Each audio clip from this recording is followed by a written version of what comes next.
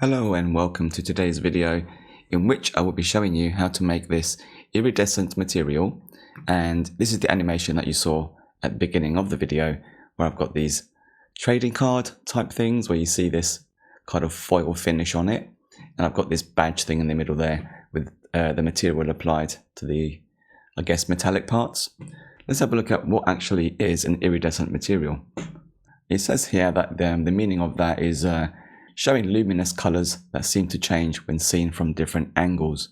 For those of you who collect Pokemon cards or trading cards of any sort, you'll often see this kind of iridescent foil effect on trading cards because it looks really cool. And as you change the angle of the card as you're viewing it, the color will change accordingly as you're looking at it.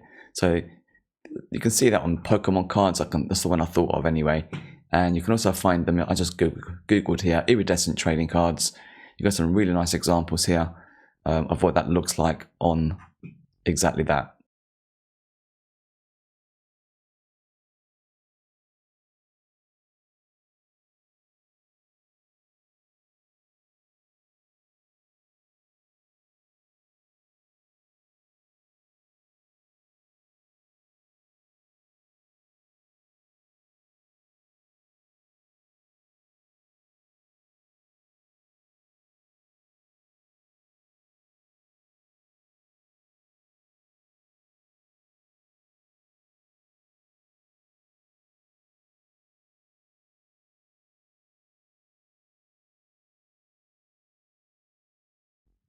So here we are back in Blender, and you've already seen the scene that I rendered just for this trailer, for this video.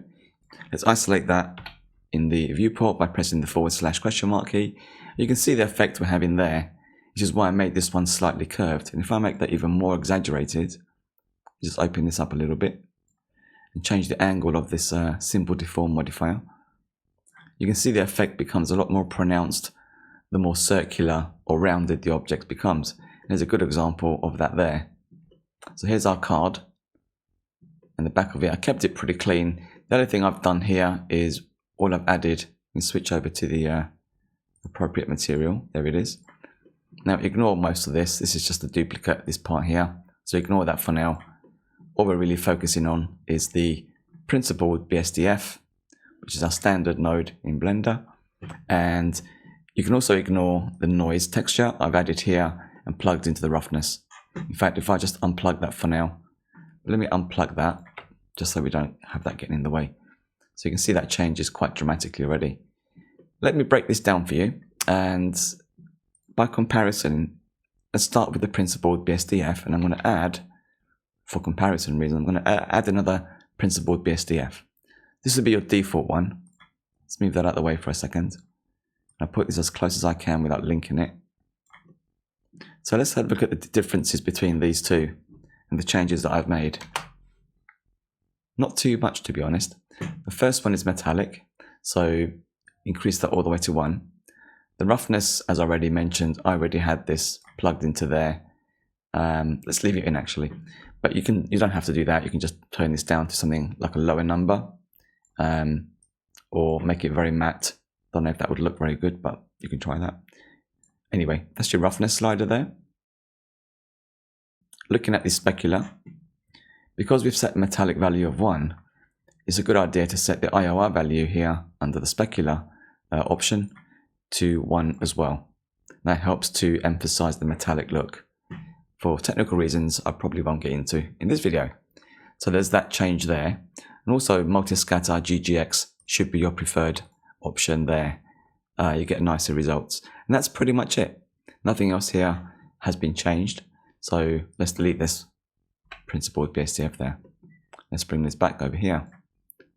So ignoring the roughness, let's have a look at how this actually works. Now I'll come back to this in a moment because this is another example of what it could look like just by changing the color values.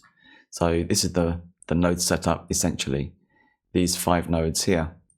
So let's start from the left, and you can see there we have a layer weight node, and I've taken the output of that and plugged it into a multiply node.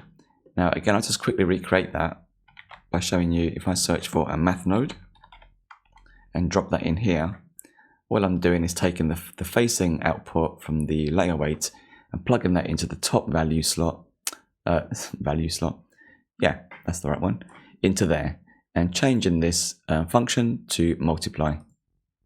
That's what that is there. We then add another math node, and this time we're going to use ping pong, which I rarely ever use, but then, as the name implies, it ping pongs back and forth. It's like a repeat zone, essentially. We're taking the layer weight, multiplying it by this value here that we set in that box there, and we're ping ponging it backwards and forwards by this value here. And this is driven through then where the magic happens, essentially, with the color ramp. Here's the node that I've used, and on the one end I've got this hex value there, you can see there. I don't know why I pushed this FF on the end, it's confusing.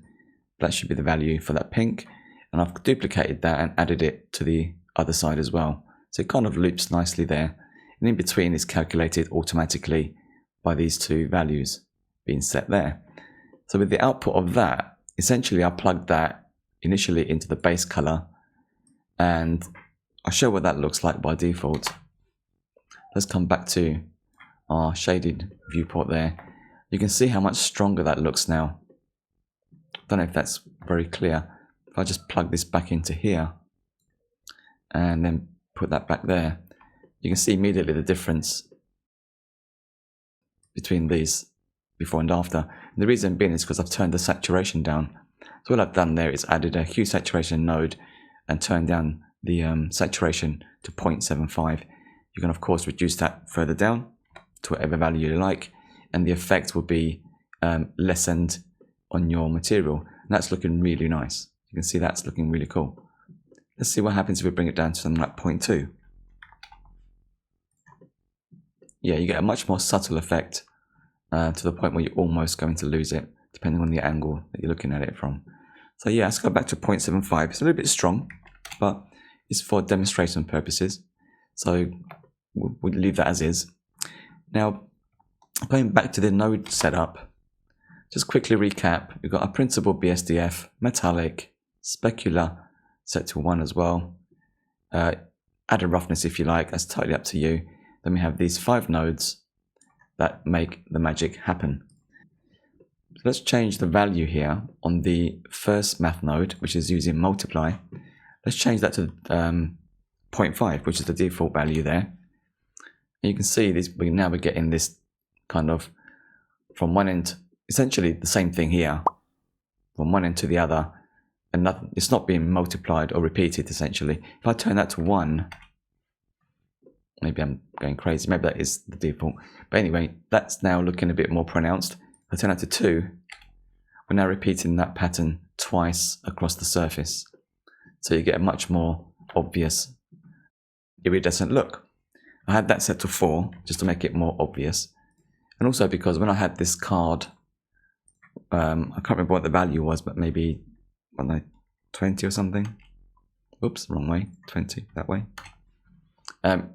Obviously, the more flat the card is, for example, if I turn that up, then disable this, the effect is still there, but it's not as pronounced because it's now on a flat card. And you can only see it when you start rotating the card like that.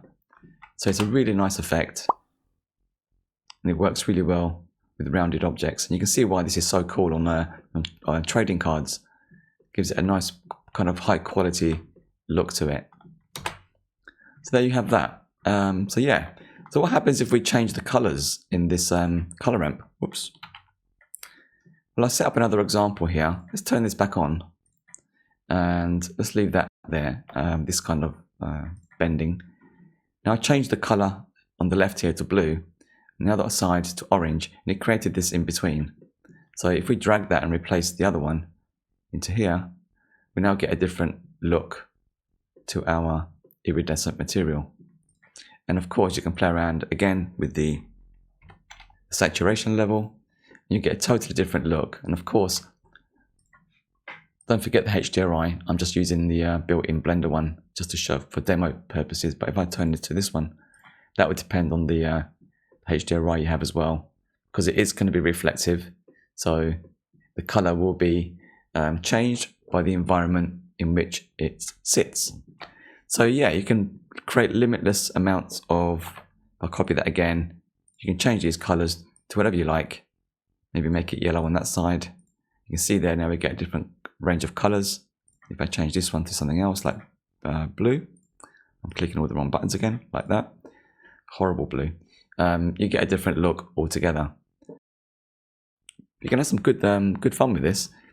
I hope that was cool. I hope you learned something. Thanks for watching, and if you like my content, please like and subscribe. It really helps the channel to reach a broader audience. Anyway, I'll see you in the next one.